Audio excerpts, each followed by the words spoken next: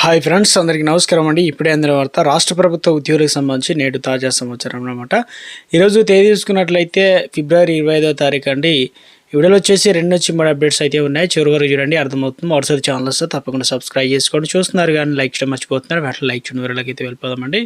మొట్టమొదటి అప్డేట్ వచ్చేసి ఉద్యోగుల పెన్షన్లకు సంబంధించి ఆరోగ్య పథకం ప్రమాద బీమా సౌకర్యాన్ని కల్పించిన తమ దశాబ్ద కాలం కోరిక నెరవేర్చినందుకు ఉద్యోగ పెన్షన్ల సంఘం నాయకులు ముఖ్యమంత్రి రేవంత్ రెడ్డికి కృతజ్ఞతలు తెలిపారన్నమాట. కలిసి ఇక ఉద్యోగుల పెన్షన్లకు సంబంధించి 1.20 కోట్ల ప్రమాద బీమా వర్తింపజేయడంతో పాటు 1,056 కోట్ల మూలధన నిధితో ఆరోగ్య పథకాన్ని రాష్ట్ర మంత్రి మండలి కూడా ఆమోదం తెలపడం పైన ముఖ్యమంత్రి రేవంత్ రెడ్డిని మర్యాదపూర్వకంగా కలిసి ధన్యవాదాలు అయితే తెలియడం అయితే జరిగింది. ప్రభుత్వం ప్రకటించిన ఈ పథకం చరిత్రలో నిలిచిపోతాయని, దాదాపుగా 1,998 వ్యాధులకు నగదు రహిత చికిత్స పొందే అవకాశం లభించడంతో ఉద్యోగుల పెన్షన్లకు ఒక వర్ణమని కొనియాడడం జరిగిందనమాట.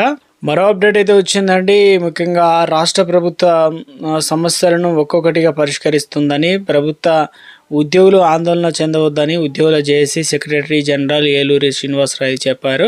మంగళవారం నాంపల్లిలో టీఎన్జిఓ భవన్లో జేఏసీ యూనియన్ నేతలతో కలిసి ఆయన మీడియాతో మాట్లాడారు. ఎన్నో ఏళ్లుగా పెండింగ్లో ఉన్నటువంటి క్యాష్లెస్ హెల్త్ స్కీమ్ను ఇటీవల క్యాబినెట్ ఆమోదం తెలిపింది. ఇందుకు అనుగుణంగానే ఇతరు కలిసి కృతజ్ఞతలు అయితే తెలియజేశారు కదా. ఇక ముఖ్యంగా చూసుకున్నట్లయితే తెలంగాణలో వైద్య విధాన పరిషత్ పేరును డైరెక్టర్ ఆఫ్ ద సెకండ్ హెల్త్గా మారుస్తూ కేబినెట్ నిర్ణయం తీసుకోవడంతో సంతోషం వ్యక్తం చేస్తున్నారు. ఇక గత ప్రభుత్వం ప్రపంచ బ్యాంక్ షరతు ముఖ్యంగా వైద్య విధాన పరిషత్ ఏర్పాటు చేసి ఇవన్నీ కూడా ఎంతోమంది ఉద్యోగులు మానసిక ఒత్తిడి గురి చేస్తున్నారు. వైద్య విధాన పరిషత్ ఉద్యోగులకు ఫస్ట్కు జీతాలు రాక ఇతర బెనిఫిట్స్ అందక ఇబ్బందులు పడేవారు ఉన్నారు. అయితే ఈహెచ్ఎస్ పైన త్వరలో ఉద్యోగ సంఘాలు సమావేశం కావడం జరిగింది. ఈహెచ్ఎస్ ట్రస్ట్ చైర్మన్ ఉన్నటువంటి సిఎస్ని కూడా కలుస్తామని శ్రీనివాసరావు అయితే వెల్లడించే ప్రయత్నం అయితే చేయడం జరిగింది. అదేవిధంగా పిఆర్సీ పెండింగ్ డిఎల్ కావచ్చు, మెడికల్ బిల్స్లపైన ఉద్యోగులు అసంతృప్తిగా ఉందని, వీటిని కూడా త్వరలోనే ప్రభుత్వం పరిష్కరిస్తుందని నమ్మకం ఉందన్నారు. అదేవిధంగా 2008 నుంచి పెండింగ్లో ఉన్నటువంటి ఈహెచ్ సమస్యను సీఎం రేవంత్ రెడ్డి పరిష్కరించాలని టీఎన్జిఓ ప్రధాన కార్యదర్శి ముజీబ్ కోరారు. ఉద్యోగులు మెడికల్ బిల్స్ కట్టలేక తీవ్ర ఇబ్బందులు పడుతున్నారని ఆయన తెలియజేసే ప్రయత్నం అయితే చేయడం జరిగిందనమాట. మొత్తం మీద ఇవన్నీ కూడా వెంటనే ఇవ్వాలనే విధంగా ప్రభుత్వాన్ని మరోసారి డిమాండ్ చేసే ప్రయత్నం అయితే చేయడం అయితే జరిగిందండి. మరో అప్డేట్ అయితే వచ్చిందండి. విధి నిర్వహణలో కొందరు ఉద్యోగులు క్రమశిక్షణ ఉల్లంఘిస్తున్నారని నిబంధనల ప్రకారం పనిచేయని వారిపైన కఠిన చర్యలు తీసుకుంటామని ట్రాన్స్కో తాజా ఉత్తర్వులు అయితే జారీ చేసింది.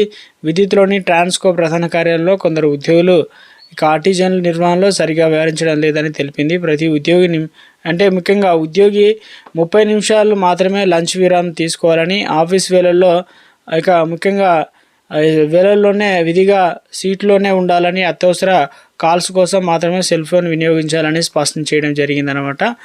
ఒక అప్డేట్ అయితే ఇచ్చే ప్రయత్నం అయితే చేయడం జరిగిందనమాట.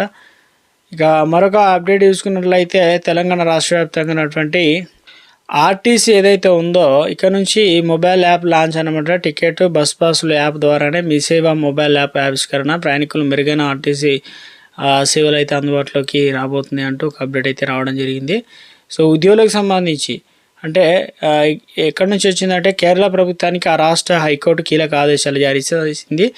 ఏం జరిగిందంటే రాష్ట్ర ప్రభుత్వం ఉద్యోగుల వ్యక్తిగత డేటాను సీఎంఓ కార్యాలయం అధికారికంగా యాక్సెస్ చేస్తుందని, ప్రమోషన్ మెసేజ్ల కోసం దానిని వినియోగిస్తుందన్న ఆరోపణలపై వివరణ అయితే ఇవ్వాలని ఆదేశించిందనమాట.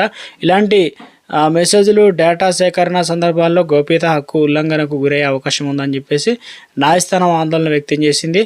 మొత్తానికి అయితే కేరళలో చెందిన 77 లక్షల మంది ఫోన్లు, నెంబర్లు, వ్యక్తిగత వివరాలు వారి అనుమతి లేకుండా సేకరించారంటూ హైకోర్టులో పిటిషన్ దాఖలయ్యాయి. ఇక వీటిపైన న్యాయస్థానం విచారణ జరపనుందన్నమాట. ఈ సందర్భంగా ప్రభుత్వానికి చివాట్లు పెట్టినట్టు తెలుస్తుందన్నమాట. మొత్తానికి అయితే ఒక అప్డేట్ అయితే ఇవ్వడం జరిగిందనమాట.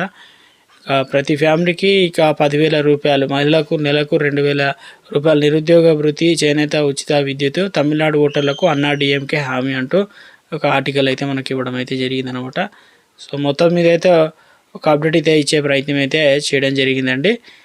ఇక మరొక అప్డేట్ చూసుకున్నట్లయితే ఇక అంగట్లో నగరపాలక ట్రాక్టర్ డ్రైవర్ పోస్టులకు 35 మంది నుంచి అక్రమ వసూళ్లు 30,000 చొప్పున 10,50,000 వరకు ఇలా బేరం అంటూ ఒక అప్డేట్ అయితే ఇచ్చే ప్రయత్నం చేశారు. కరీంనగర్ కార్పొరేషన్ సంబంధించి ఒక ఆర్టికల్ అయితే ఇచ్చే ప్రయత్నం అయితే చేయడం జరిగిందనమాట.